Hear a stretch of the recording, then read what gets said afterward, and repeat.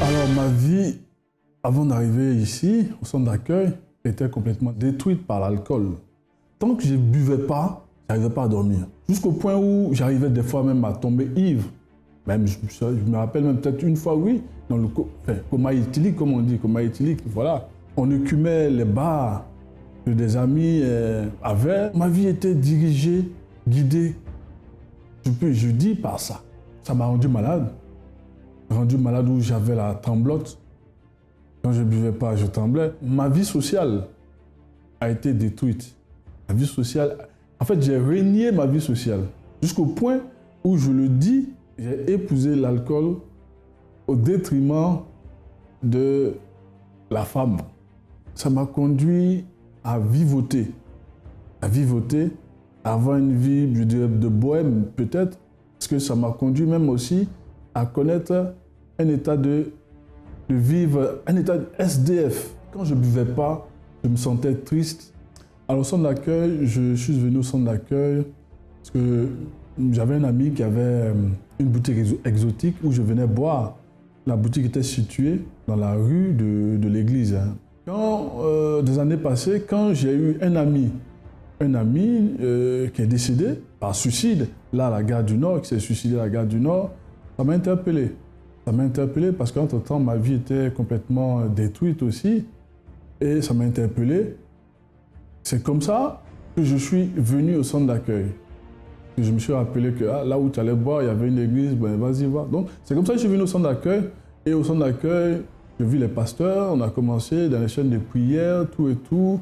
Et également est venu après, dans l'année 2013, la campagne d'Israël, à laquelle j'ai participé. J'assistais également aux séances de délivrance les vendredis, surtout la délivrance les vendredis, parce que je savais déjà le problème que j'avais, le problème d'alcool qui avait complètement détruit ma vie sociale, familiale et puis même professionnelle.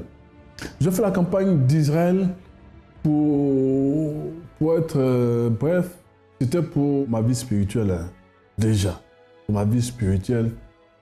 Parce que j'avoue que j'étais aussi dans d'autres, avant de venir là, j'étais aussi dans d'autres églises, hein. Vous voyez, dans d'autres églises où, bon, voilà, comme ça, comme ça, comme ça. Je dis non, je ne peux pas continuer comme ça, à danser, à vivoter. Je veux bâtir ma vie sur le roc, sur le rocher que tu es. Mais c'est vrai, ma vie spirituelle, mais également ma vie financière et professionnelle. Donc, Seigneur, voilà. Toi-même, tu sais, tu me connais, je n'ai pas de grands mots ni de grandes phrases à faire. Je suis allé creuser, voilà. Donc, c'est comme ça que j'ai fait mon sacrifice. Ma vie actuellement, ma vie, ce que je suis libre et j'ai la paix. J'ai la paix, j'ai les moyens, les conditions d'aller vers les autres. J'ai cette, comment on appelle, cette assurance d'aller vers les autres. Parce qu'avant, j'étais très enfermé. C'est ce que le cadeau, le merveilleux cadeau que Dieu m'a fait, c'est ça, c'est la paix intérieure en moi. Parce que je ne connaissais pas mon identité. L'alcool, la cigarette, la vie mondaine, ça c'est du passé. Et ensuite, ma vie professionnelle, financière, bénie. Le centre d'accueil, je peux dire que c'est une école, un endroit où on agit la foi. Je suis heureux parce que j'ai la paix et libre. Bonjour à tous, bienvenue à plus d'une émission France en direct. Cette émission qui a toujours l'objectif de vous apporter une parole de vie. Ce sont des témoignages de personnes qui ont réussi dans la vie que vous êtes en train de regarder pendant cette émission. Et nous voulons encore vous présenter un témoignage de quelqu'un qui a beaucoup souffert. Dès son enfance, qu'elle a souffert l'abandon. Elle a souffert avec plusieurs problèmes. Vous allez regarder et après nous revenons avec vous. Alors avant d'arriver au centre d'accueil, déjà dans mon enfance, j'avais 6 ans, j'ai voyé ma mère qui partait de la maison. Je ne sais pas si elle avait oublié, mais elle ne m'a pas dit au revoir. J'ai été maîtrée à l'âge de 6 ans. Et à 11 ans, j'ai vu mon père.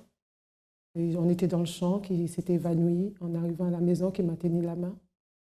Et la seule chose que j'ai compris, quand ma grand-mère a retiré ma main dans la main de mon père, j'ai compris que mon père était décédé. Et après, il fallait que je faisais un choix, après la mort de mon père, soit aller vivre à ma mère, soit rester avec la famille de mon père. Je suis partie avec ma mère parce que j'ai compris que c'était de la famille de mon père qui ont tué mon père. C'était la seule phrase qui m'est retenue. Et je grandissais à cette phrase-là avec la vengeance. La vengeance que je pensais qu'un jour, j'allais réussir pour pouvoir venger de la mort de mon père. Sachant que toute la famille de mon père, ils étaient presque tous en France. Et ma grande sœur qui était en France aussi. Et je suis arrivée en France avec un objectif. Je me suis dit, un jour, je deviendrai riche, ça me permettrait de venger de la mort de mon père. Et puis, je me suis mariée aussi en Haïti.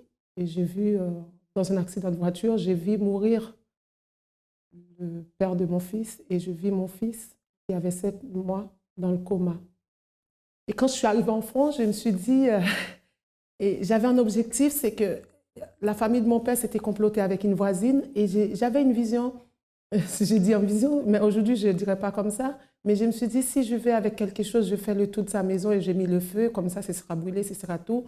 Mais après, je dis que c'est après avec la justice. Après, je dis que ce sera plus facile si je vis en France, je vais travailler, comme ça, je paye quelqu'un pour tuer cette dame. Mais en arrivant en France, ce n'était pas ça parce que je me confrontais à vraiment des situations, mais sans avoir oublié cette haine qui était, ce désir de vengeance en moi. Et je précise que je n'ai jamais parlé avec la famille de mon père aussi par rapport avec... J'ai trouvé qu'ils ne m'ont pas donné assez de détails et ça m'a ralenti dans mon champ de bataille pour venger de mon père. J'avais 11 ans, mais je me suis dit, 20-25 ans maintenant, je suis prête pour aller au combat. Et je leur détestais parce que pour moi, ils n'ont pas vengé de la mort de mon père. Et en arrivant en France, j'ai commencé à faire ma vie, sachant que je faisais mes études en Haïti, mais en France, il n'y a pas d'études, pas de papier. J'ai commencé à mener ma vie, je ne connaissais rien, et j'étais chez ma sœur. Et c'est là que mon beau-frère, il m'avait déjà violée en Haïti, et 2 mois après que je suis arrivée en France, il a voulu... Il m'a dit, je me rappelle de cette phrase, qu'en France, un homme peut avoir plusieurs personnes dans la famille comme femme.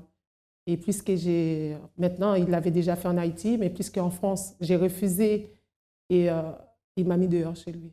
Et à 2 mois que je suis arrivée dans ce pays, j'étais dans la rue. J'ai continué quand même à faire ma vie.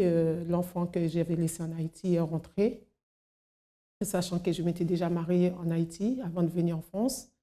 Et mon fils est arrivé en France, mon mari est arrivé, et ce n'était pas une vie aussi. Après, je me suis divorcée, j'ai continué à me battre avec mes enfants. Et puis un jour, quand mon fils est arrivé, là, je fais un petit résumé pour vous donner un peu l'idée du tout. Mon fils, il est arrivé en lycée, et il s'est confronté avec des situations entre les jeunes, parce que mon fils, il m'écoutait beaucoup, on parlait beaucoup, et ça a dégénéré au lycée. Et puis un jour, j'ai eu une information de l'école, Dieu merci. Et j'ai demandé à mon fils, franchement, dis-moi toute la vérité. Il m'a dit, oui maman, je n'ai pas touché de la drogue, mais on m'a proposé. J'ai dit, mais il faut que tu t'éloignes d'eux. Il m'a dit, maman, je suis obligée de leur dire bonjour. Et du coup, j'ai dû retirer mon fils, envoyer jusqu'en Bretagne pour l'éloigner de ces gens-là. Après 1 an de Bretagne, il est revenu à Paris. Et puis un jour, je ne sais pas ce qui s'est passé, la pression a été très forte. C'était un peu rien. Et mon fils, il a sauté au 2e étage. Toutes les vitres étaient cassées. Et puis moi, j'ai eu le temps de saisir mon fils. Et je suis restée sur lui jusqu'à ce que les voisins ont venu. Ils ont pris mon fils. Et c'est moi qui ai été blessée. Ma famille m'a ramenée à l'hôpital. Et c'était un jeudi. Et la personne qui m'a ramenée à l'hôpital, il savait que j'étais à l'église. Mais j'ai entendu pendant qu'il conduisait, c'est mon neveu qui est au centre d'accueil. Il a dit, je vais voir si mon fils existe. Tata, je t'invite à l'église demain. Et si Dieu existe, et excusez-moi, il a dit, j'ai entendu qu'il a dit ça, je vais voir que si mon Dieu existe. Et tata, je t'invite à l'église demain.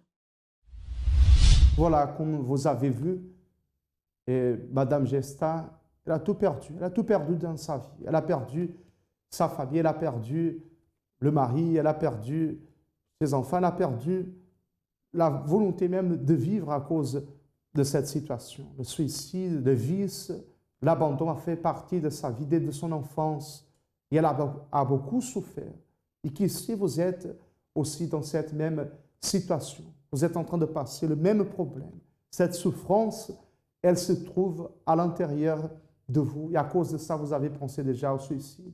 Peut-être vous avez été victime d'une malédiction. Vous êtes victime peut-être des œuvres du mal qui sont en train de détruire, de ravager votre famille, sont en train de détruire toute votre vie. Et vous êtes dans cet instant angoissé, triste, qui est en train de penser au suicide. Ne faites pas ça. Prenez déjà une attitude de foi. Appelez notre ligne amie 24 heures au 01 53 35 85 12. Je répète, 01 53 35 85 12. Vous pouvez appeler et nous allons alors vous conseiller, nous allons vous aider, nous allons vous donner une bonne direction afin que vous puissiez vaincre cette situation difficile pour que votre vie, elle puisse être restaurée de la même façon que la vie de Madame Gesta, elle a été restaurée. Regardez la suite de son témoignage. Alors, après la tentative de suicide de mon fils, mon neveu m'a invité, c'était un vendredi soir, je suis arrivée à centre d'accueil. Et quand je suis arrivée à centre d'accueil, c'était impressionnant. Et j'ai entendu parler de campagne d'Israël. Je pensais qu'on allait tous partir en Israël. Il fallait cotiser et je suis restée.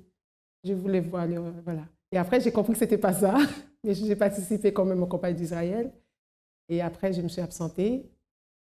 Mais c'était vraiment, il fallait que je revienne. Et je suis revenue en centre d'accueil. Au départ, je ne comprenais pas tout. Mais au fur et à mesure, j'ai commencé à comprendre. Et j'ai commencé à faire ce qu'on dit, même si parfois je n'ai pas terminé parce que je ne comprenais pas tout vraiment. Quand on dit une chaîne de prières, je ne savais pas s'il fallait commencer et terminer. Pour moi, c'est une chaîne de prières. Et puis voilà. Mais au fur et à mesure, Dieu a permis que je comprenne. Déjà, quand j'ai demandé le discernement, je l'ai eu. J'arrive à mettre de l'ordre dans ma vie, j'arrive à comprendre. Et avant, quand on me disait la vie, pour moi, c'était la vie. Maintenant, non. À travers du sacrifice, à travers la persévérance, j'ai compris tous les domaines de la vie. Et j'ai compris qu'on ne peut pas se battre pour une chose dans la vie, pour la santé ou la famille. J'ai compris que c'est tout ensemble qui fait la vie. Et au-delà, il y a la vie spirituelle.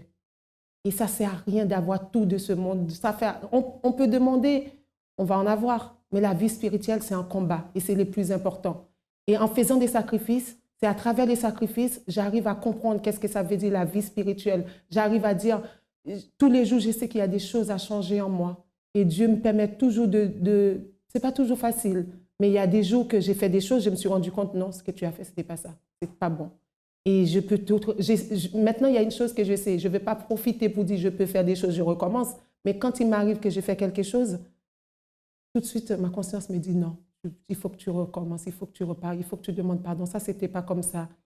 Et avant, j'avais des mauvais yeux, intentionnellement. Et je ne m'étais jamais rendu compte.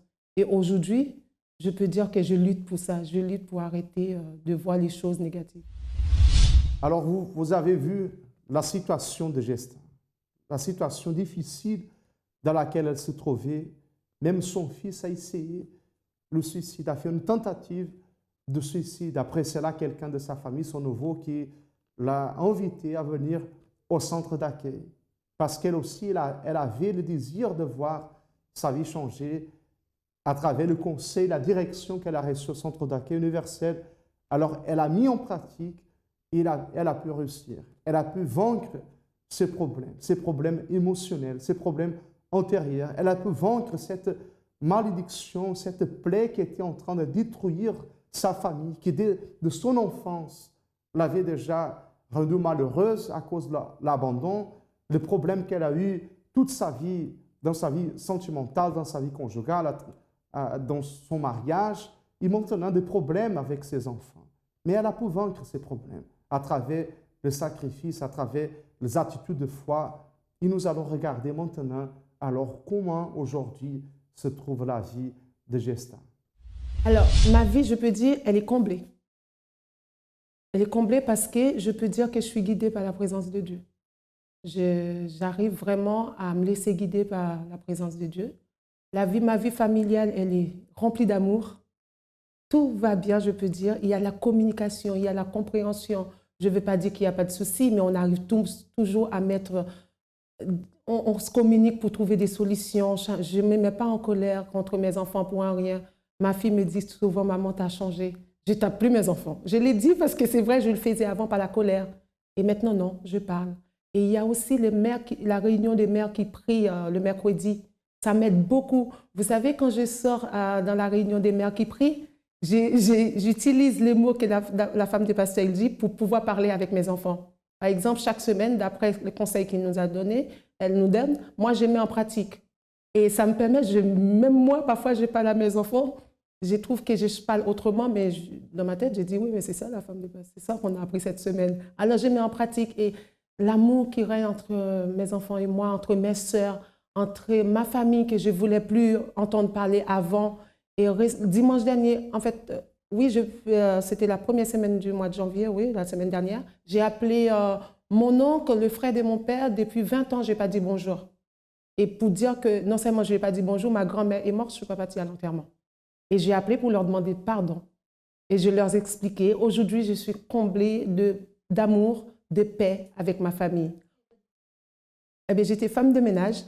Aujourd'hui, je suis chef d'entreprise. Alors, je peux dire que c'est la persévérance.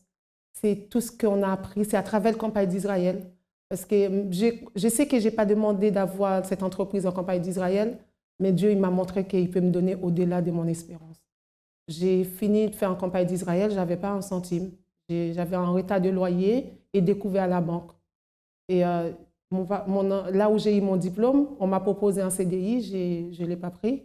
Et une autre entreprise qui m'a proposé un CDI, je ne l'ai pas pris. Je ne l'ai pas pris pourquoi? Parce que j'avais déterminé un salaire. Et j'ai donné, en fait, on avait un propos qui dit « Donnez la dîme de la salaire que vous souhaitez ». Je l'ai fait. Et je dis, si je l'ai fait, Dieu va l'accomplir. Alors, chaque fois, on me propose un salaire qui n'est pas à la hauteur de mon salaire, je dis non. Et puis, c'est vrai que je disais non, mais j'avais une ferme assurance en moi qu'il y a quelque chose, mais je ne savais pas que c'était ça. Et puis, le 1er septembre, je suis partie au Pôle emploi. Et puis, je me suis dit, je suis au Pôle emploi, je suis à découvert la banque, je dirais, tu as des loyers, et qu'est-ce que je vais faire? Et je suis sortie de sacrifice, je sais que j'ai sacrifié. Je dis, et si j'achète une entreprise? Voilà comment l'idée d'acheter une entreprise, et ça m'est venu en septembre. Et aujourd'hui, on est en janvier. J'ai acheté une belle entreprise à Paris. Et je peux vous dire qu'en gros, il n'y a pas de différence. Il n'y a pas de la comparaison, elle est énorme. Il y a le contraste entre ma vie avant et maintenant. Et pour moi, mon plus grand combat aujourd'hui, c'est préserver ma communion avec Dieu et garder ce qu'il m'a donné, parce que je sais que il ne faut pas croire, pour moi personnellement, quand on a une bénédiction, ce n'est pas fini. On a des combats. Et pour vaincre tout ce qui va venir après, il faut rester fidèle à Dieu, la persévérance. Et il faut y croire vraiment. Et quand on croit, ça marche. Le centre d'accueil, pour moi, c'est la vie, parce qu'avant, pour moi, je n'avais pas de vie. Je ne comprenais même pas ce que ça veut dire la vie. En arrivant à centre d'accueil, aujourd'hui, je peux dire la vie, ça existe. Et si vous voulez savoir comment ça existe, au centre d'accueil, vous allez avoir la réponse. Parce que le centre d'accueil peut changer une vie. Il a changé ma vie. Et voilà, Gesta aujourd'hui est une personne totalement transformée. N'a plus son passé qui le persécute, elle est délivrée de son passé. La haine a disparu, tous ces problèmes qu'il y avait à l'intérieur d'elle et même autour d'elle dans sa famille, car même son fils est délivré, n'a plus d'envie de suicide. Toute la famille et sa vie a été restaurée. Sachez que la même chose peut vous arriver. La même chose, vous pouvez conquérir, mais il faut accepter cette invitation qu'on vous donne maintenant. Participez au centre d'accueil universel, dans une réunion de foi, une réunion pratique où vous allez recevoir la bonne direction, des conseils qui, certainement, elles vont changer votre vie. Nous allons encore regarder le témoignage de Marina. Marina qui a participé à la campagne d'Israël et à travers aussi des attitudes, nous parlons toujours des attitudes parce que, bien sûr, qu'il faut qu'il y ait l'action, il faut qu'il y ait une révolte, il faut qu'il y ait une réaction de la part de la personne. Si vous êtes en train de passer le problème, la situation, réagissez. Ne acceptez pas cette situation. N'acceptez pas continuer de cette façon, mais levez-vous et prenez l'attitude, au moins déjà, de nous appeler au 01 53 35 85 12 ou même de visiter le centre d'accueil le plus proche de votre maison. Regardez encore ce témoignage de Marina. Avant d'arriver au centre d'accueil, ma vie a été complètement détruite. J'étais une personne, je vivais d'apparence. Ça veut dire que devant mes amis, ma famille, Je faisais comme si tout allait bien. En fait, rien n'allait parce que j'avais un mal-être à l'intérieur de moi. J'étais triste, j'étais une personne stressée, angoissée. Et à partir de l'âge de 12 ans, j'ai commencé à aller en soirée, sortir avec des garçons. J'ai commencé à mentir à ma mère, à faire n'importe quoi. À l'école, j'allais à l'école pour m'amuser, pour attirer l'attention, pour que les gens attirent l'attention sur moi, parce que j'avais besoin d'être aimée en fait. Bah, ça a commencé depuis que je suis toute petite. J'ai toujours eu cette impression d'être un peu mise à l'écart dans ma famille. Et j'étais toujours renfermée en fait. Et je me sentais la personne qui avait pas de valeur en fait. Je me sentais pas valorisée, on me valorisait pas. Et donc j'ai commencé à me renfermer sur moi-même et à devenir triste, à parler à personne. J'étais vraiment dans ma bulle en fait. Bah, à toucher à la drogue, je commençais à fumer, je commençais à boire, à sortir avec des garçons, à faire n'importe quoi, à faire des choses que à mon âge, j'étais pas censée faire en fait. Parce que je voulais me montrer, je voulais attirer l'attention sur moi. Parce que j'avais besoin d'être aimée en fait. Je me sentais pas aimée, je me connaissais pas, je connaissais pas qui j'étais.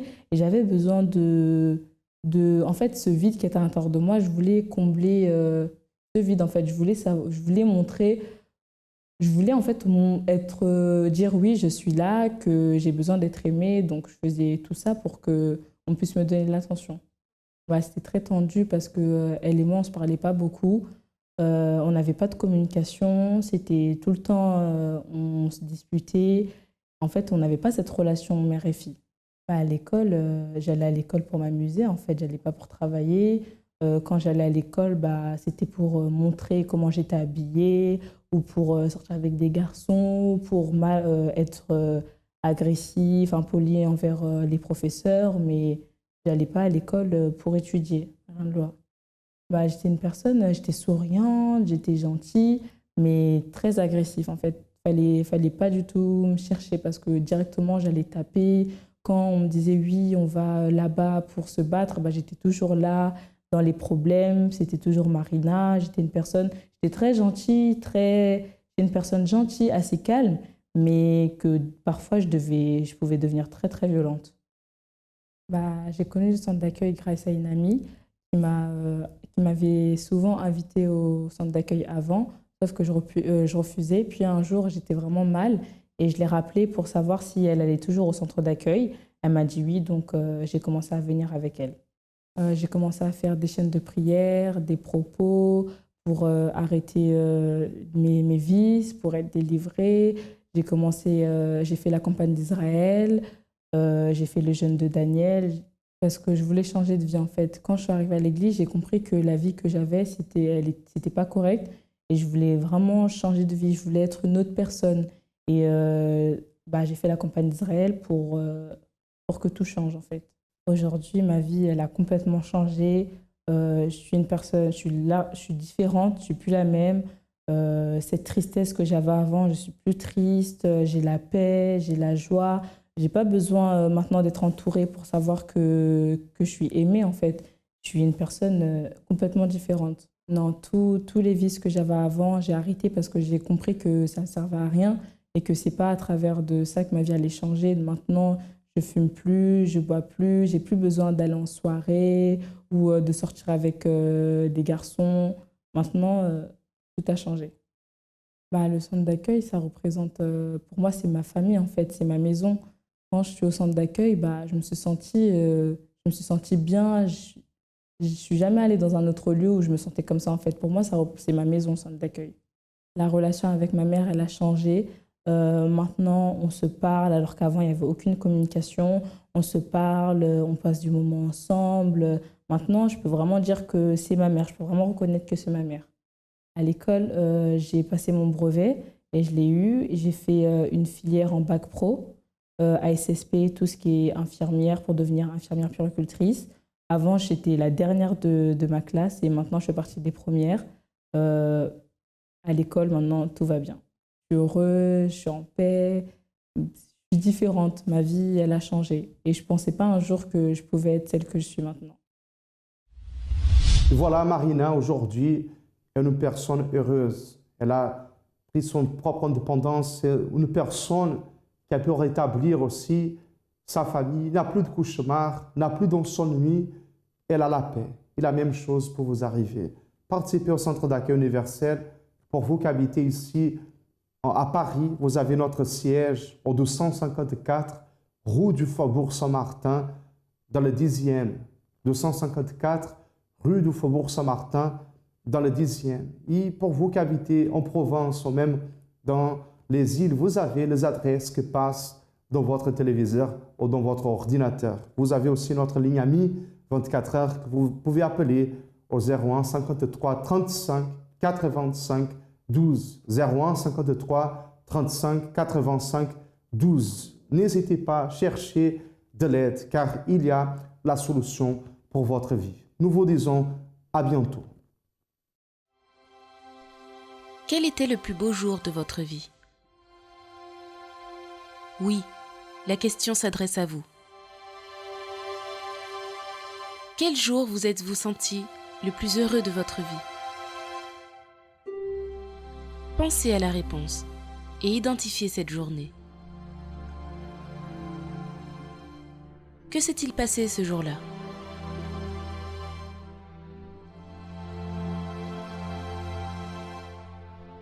Pourquoi a-t-il été le plus beau jour de votre vie? Êtes-vous en partie la cause de ce bonheur?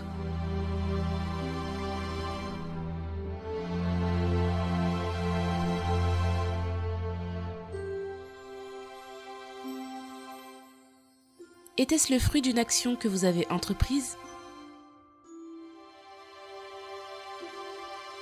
Avez-vous mérité ce qui est arrivé?